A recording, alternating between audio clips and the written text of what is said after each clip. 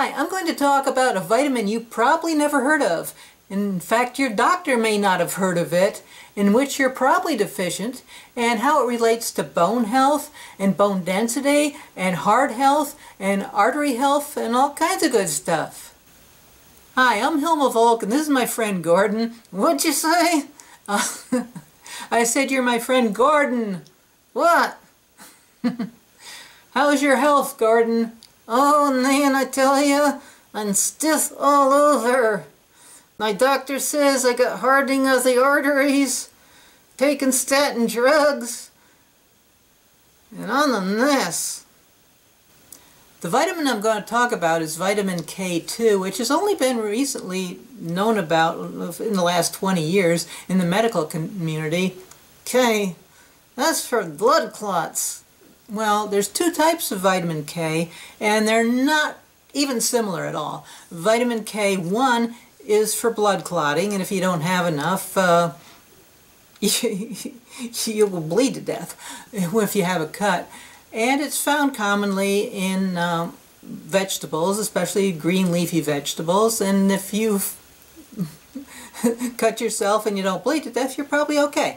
But vitamin K2 is found not in vegetables at all, but in meat, especially grass-fed meat, and especially the organs of grass-fed meat and egg yolks and certain types of cheeses, and it depends on what the cow has been eating and the soil from which the cow has been eating it on as to whether it contains much vitamin K2 or not. So it's really hard to tell what you're getting. The food with the greatest amount of vitamin K2 in it is actually fermented soy product called natto that's taken in Japan, and even a lot of Japanese who eat it don't like it, but it's been known for years there that it helps with bone density and heart problems, and people who take it have very few heart problems and great bone density. There is no lab test to tell if you're deficient in vitamin K2. What's that? There's no way to tell if you're deficient by a lab test. Oh, that's terrible. But you can assume that you probably are, unless you're eating organ meat, and especially if it's organic. Grain-fed beef and grain-fed chickens don't have it so much. So what does K2 do? Vitamin K2 is an important regulator of calcium, whether it goes into your bones or not. There are 4 things needed for your bone health: calcium, vitamin D3, magnesium, and calcium. If you don't have all those, your calcium does not get into your bones properly. If people have osteoporosis, they've done studies, just taking calcium does not change your osteoporosis. But adding vitamin K2, that regulates how much calcium is going into your bones. And your bones should have 99% of your calcium in it. If you're not taking calcium, the calcium leaches out of your bones, because calcium is needed for a lot of things in your body. It's needed for your heart to beat. It's needed for your muscles to function.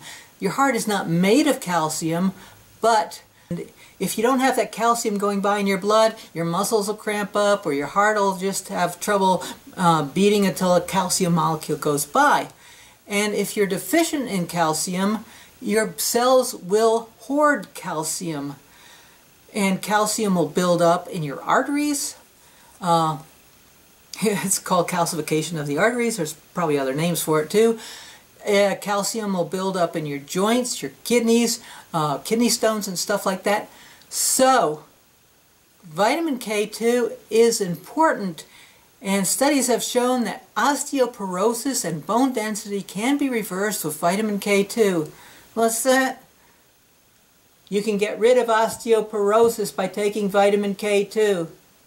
Now, Gordon, you said you're taking statin drugs. Oh yeah, and the doctor says I should take that, 'cause I got heart problems. Well, if you got heart problems, okay, statin drugs can be useful, but if you're just taking it for high blood pressure, question your doctor as to really why you need that, because statin drugs can deplete your vitamin K2. And so if you're taking statin drugs, really talk to your doctor about that, and you really want to have make sure you're getting good supplements with vitamin K2. Now, probably you want to supplement with a supplement of K2 because your diet probably doesn't get enough of it. So how much K2 should I take? Well, they say between 100 and 180 milligrams, probably 165 is about right for most people. And you need generally 1,000 milligrams of calcium up to about 2,000 milligrams.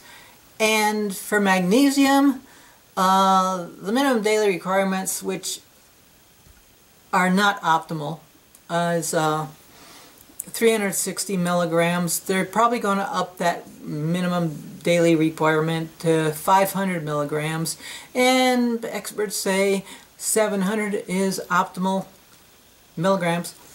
And some calcium absorbs better than others.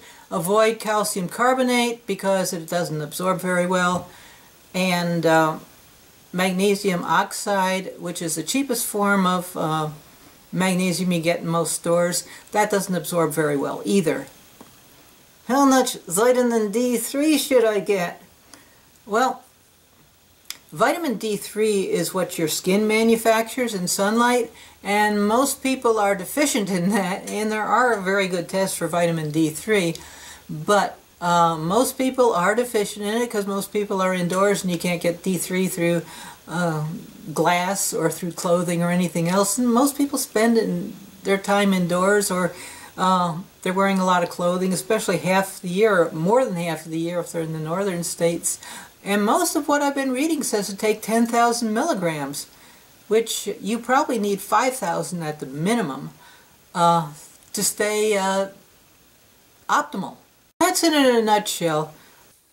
If you're interested in more information about vitamin K2, I've got some links below this video in the description. Hey, if you got something to say, just say it. And leave your comments below, okay? And subscribe. Do it. That's an order. Yeah, Gordon, out.